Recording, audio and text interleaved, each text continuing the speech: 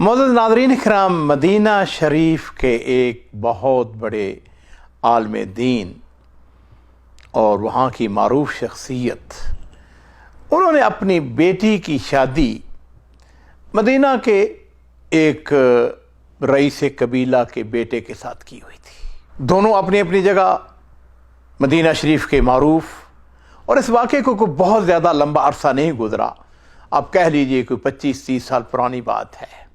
ये जो रईस कबीला का बेटा था, ये अपनी बीवी को मारता था, उसकी बेइज्जती करनी, उसको जलील करना।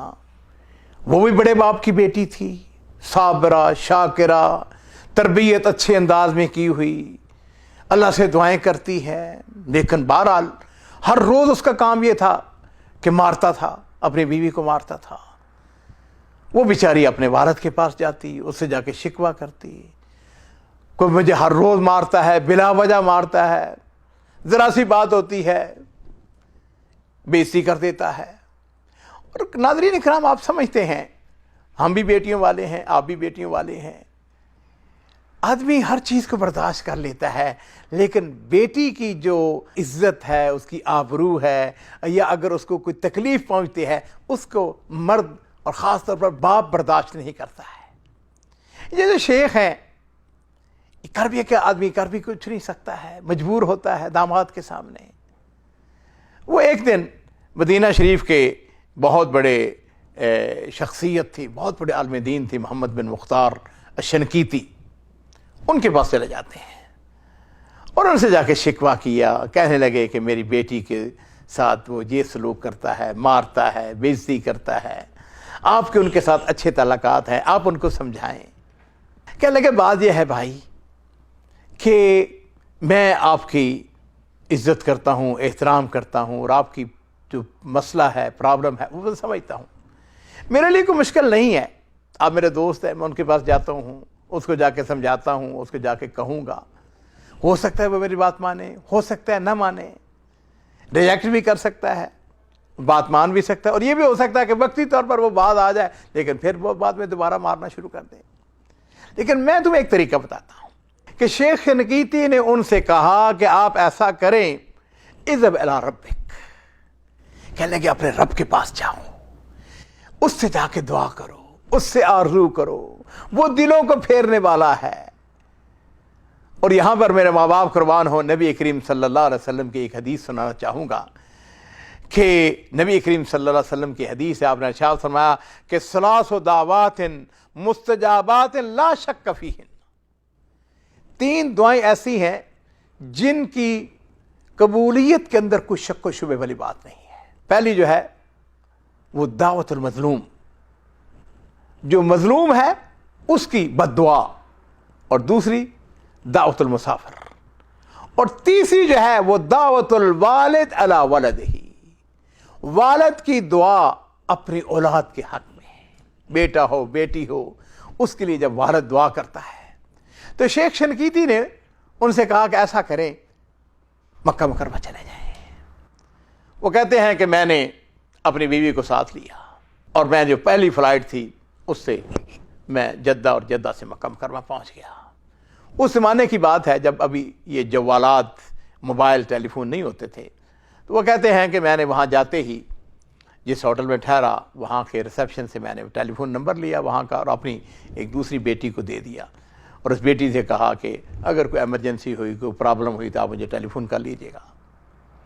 कहते हैं कि मैं अपनी बीवी को साथ लिया, उम्रा किया, और उसके बाद ये जुमे की रात की बात है, यानी दिन के वक्त जुमेरात थी और अगले दिन जुमा था। कहते हैं कि जुमेरात और जुमे की दरमियानी शब, कहने लगे हम दोनों मियाँ बीवी ने ये नीयत कर ली कि हमने आज की रात बैतुल्लाह शरीफ के अंदर दुआएं करते हुए, मुनाजात करते हुए अपने अल्लाह से, कहते हैं अल्लाह ने मेरा सीना खोल दिया, मैं अपनी बेटी के लिए दुआएं कर रहा हूं, रो रो के दुआएं कर रहा हूं। अम्मा यजीबुल मुस्तर्रा इज़ा दआ, मेरे अजीजों, कौन है जो मुस्तर और लाचार की दुआओं को सुनने वाला है।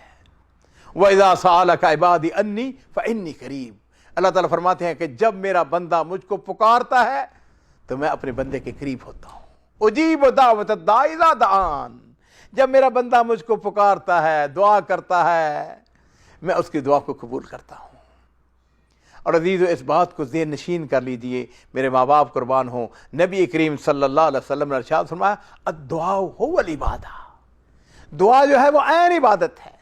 کہتے ہیں میں دعا کر رہا ہوں، مسلسل دعا کر رہا ہوں، یا اللہ اس کے دل کو پھیر دے، یا اللہ یہ ظلم کرنے سے باز آ جائے، یہ بیٹی کو، میری بیٹی کو نہ مارا کرے، یا مولا کریم اپنی بیٹی کے حق میں، اپنے داماد کے حق میں۔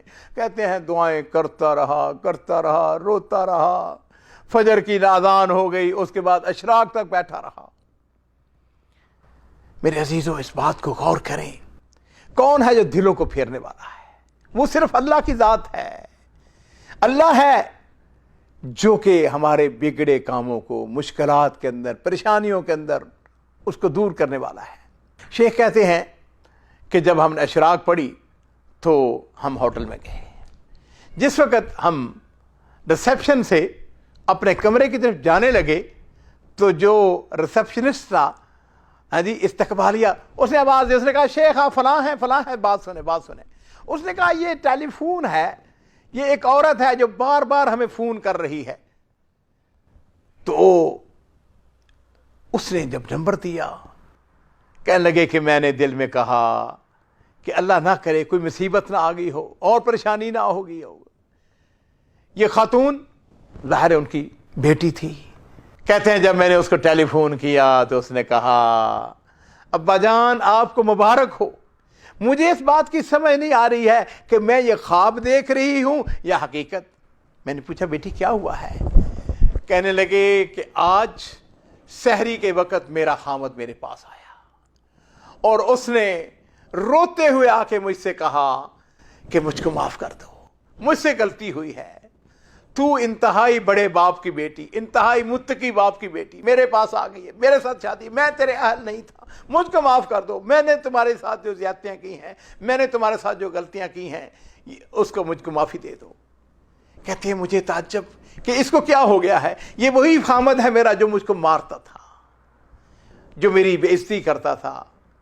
لیکن میرے عزیزو، اصل بات جو ہے وہ اوپر آسمانوں والا میرا رب ہے جو کہ مشکلات کے اندر، پریشانیوں کے اندر، بگڑے ہوئے حالات کے اندر اپنے بندوں کے حالات کو سنوارتا ہے، اپنے بندوں کی دعاؤں کو سنتا ہے۔